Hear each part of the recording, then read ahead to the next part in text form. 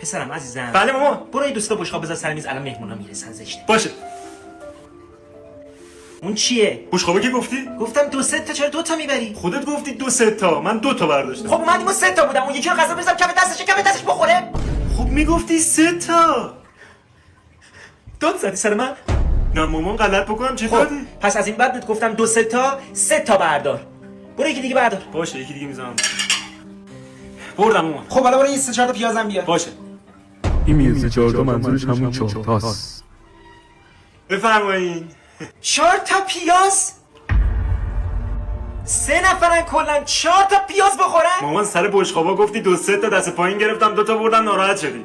الان سر پیازا گفتی 3 4 تا دست بالا گرفتم 4 تا آوردم بازم ناراحت شدی؟ تو چرا انقدر بروشید پایینه؟ ای بابا. باشه ناراحتی نداره، بیا اصلا این 3 تا یکی میذارم سر جوش. پس من و بابات چی؟ ها؟ ای خدا. مامان دست بردار تو رو خدا. ما رو حساب نکردی نه؟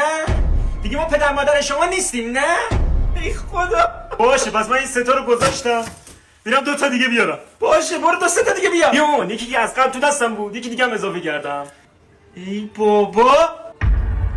پس خودت چی؟ مامان من کوف بخورم مامان. مامان من کوف میخورم خوبه؟ من پیاز نمیخوام مامان. دیوونه کردی. از این بشقابم 3 تا بردی. 2 3 تا دیگه برو بهش اضافه کن.